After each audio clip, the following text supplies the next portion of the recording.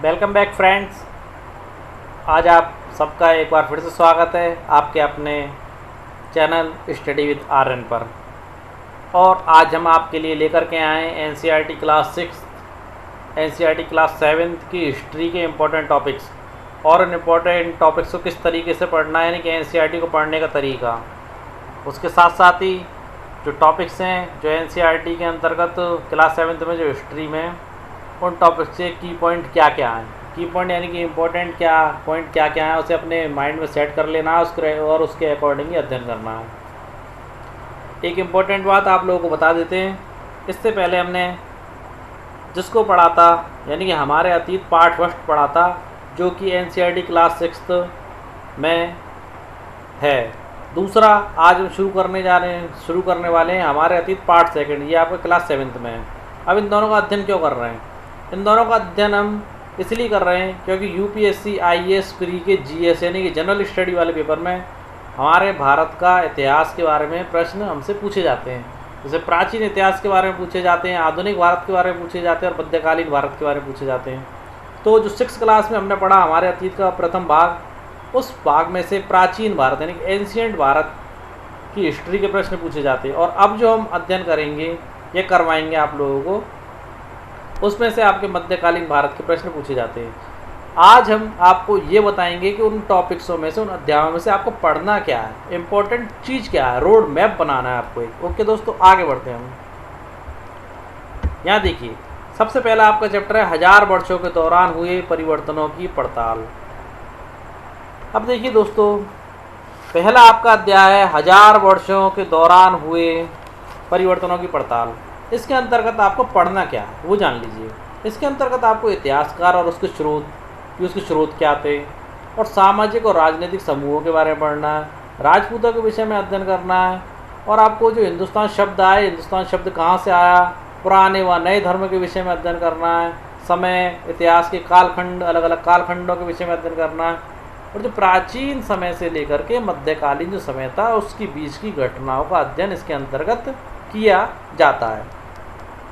और ये दोस्तों महत्वपूर्ण पॉइंट है आपका, पहला चैप्टर जो है एक महत्वपूर्ण पॉइंट है आपका यूपीएससी प्री के जीएस पेपर के लिए। ओके दोस्तों, उसके बाद आपका दूसरा पॉइंट चालू होता है नए राजा और उनके राज्य। नए राजा और उनके राज्य में वैसे तो ये इम्पोर्टेंट नहीं है सेकंड अध्याय, मगर क्या है कि अगर हम क्रमबद्ध हिस्ट्री पढ़ते हैं तो आपको स्टार्टिंग से ही चलना होगा कि पहले कौन हुआ उसके बाद कौन हुआ, इसलिए इसको इम्पोर्टेंट रखा जाता है, बीच का हिस्सा छोड़ा नहीं जा सकता।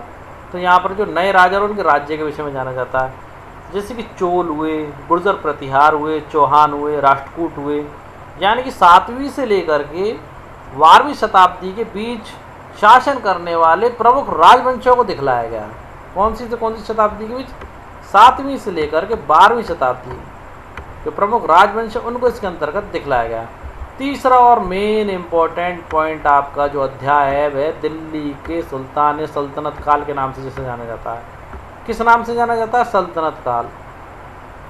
सल्तनत काल और मुगल काल आपके ये सबसे ज़्यादा मोस्ट इम्पोर्टेंट माने गए हैं, क्योंकि ज़्यादातर प्रश्न इन्हीं अध्यायों में से आते रहे हैं। अब देखिए, दिल्ली के सुल्तान सल्तनत काल, सल्तनत काल में से इस बार प्रश्न आया था। अब किस शासक से संबंधित प्रश्न पूछा था वो आपको थोड़ी देर में बताएंगे। देखिए यहाँ से जो प्रश्न है, पहले तो देखिए दिल्ली के सुल्तान कौन कौन दिल्ली के सुल्तान हुए। दिल्ली के सुल्तान 5 वंश थे। सबसे पहले गुलाम वंश, खिलजी वंश, तुगलक वंश, सैयद वंश और लोधी वंश।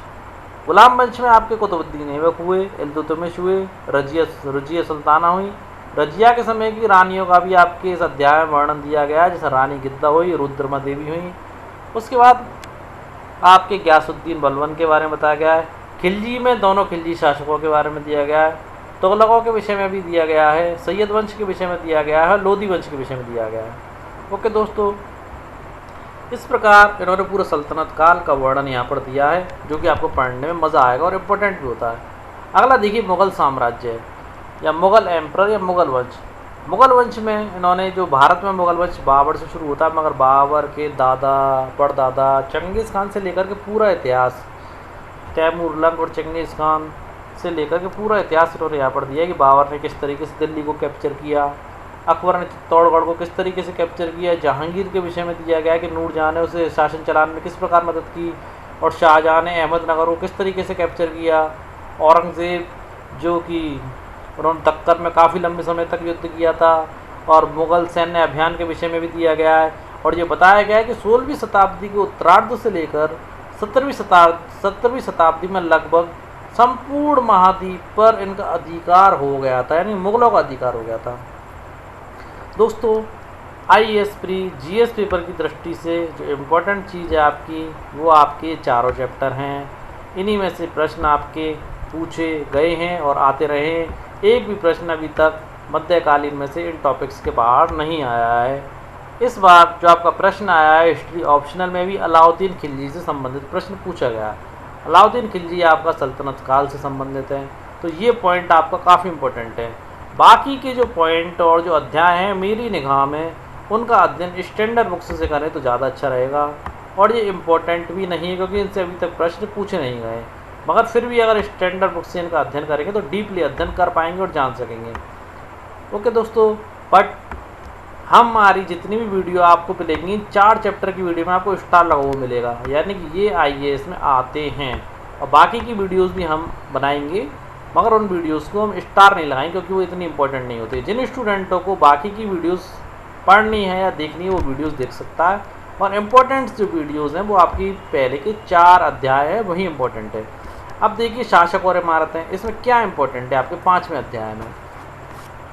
5वें अध्याय में जो आपकी इम्पोर्टेंट है वो कुतुब मीनार किसने बनवाई। साहब कुतुबुद्दीन ऐबक ने बनवाई। 1199 में बनवाई। निर्माण किसने करवाया, पूरा निर्माण किसने करवाया इसका, इल्तुतमिश ने 1229 में। मंदिरों का निर्माण, मस्जिदों का निर्माण, हौज़ों का निर्माण, आगरा के ताजमहल के संबंध में, जोधाबाई के महल से संबंध में, इस विषय में इसमें जानकारी दी गई है। और इसमें सरसरी या मोटे तौर से जानकारी दी गई है, इसलिए इनका अध्ययन हम स्टैंडर्ड बुक्स से करेंगे तो अच्छा रहेगा। क्योंकि हमारा उद्देश्य ऐसा पढ़ना है जिसे एक बार में ही हम पूरा कंप्लीट कर सकें। ऐसा नहीं कि आज हमने थोड़ा सा यहाँ कर पढ़ लिया, कल हम दूसरी जगह से पढ़ें, उसी टॉपिक्स को बार बार पढ़ते रहें। टाइम की वेस्टेज नहीं करनी है। बट हम इन चैप्टर्स की वीडियो आप लोगों के लिए तैयार करेंगे, जो स्टूडेंट देखने का इच्छुक हो वो देख सकता है। ओके, अगला देखिए नगर व्यापारी एवं शिल्पी जन। नगर के संबंध में बताया गया, व्यापारियों के संबंध में बताया गया, शिल्पी जनों के संबंध में बताया गया। इस चैप्टर में नॉर्मल सी बातें हैं। और दूसरा आपका जो चैप्टर जनजातीय है, जनजाति खानाबदोश जनजाति और एक ही जगह पर रहने वाली जनजाति के विषय में बताया गया। आपका 8वां अध्याय ईश्वर से अनुराग दर्शन शास्त्र से संबंधित है। इसमें परमेश्वर का विचार, पहला कीवर्ड या की पॉइंट आपका ये है। दूसरा दर्शन और भक्ति के संबंध में। तीसरा आपका महाराष्ट्र के संतों के विषय में दिया गया है। और मध्यकालीन जो भारत था, मध्यकालीन भारत में उत्तर भारत में धार्मिक बदलाव हुए उसके विषय में जानकारी दी गई है। और उस समय जो महान संत हुए जैसे कि और कवित्री हुई, जैसे कि भक्त थी, महान भक्त मीरा, कबीरदास जी, गुरु नानक जी। और विदेशों में उस समय पर मार्टिन लूथर किंग हुए थे। और मार्टिन लूथर किंग जो अमेरिका के गांधी के नाम से जाने जाते हैं, उनके धार्मिक सुधार आंदोलनों के विषय में यहाँ पर बताया गया और इसका अध्ययन आप लोग करेंगे। आगे देखिए क्षेत्रीय संस्कृतियों का निर्माण।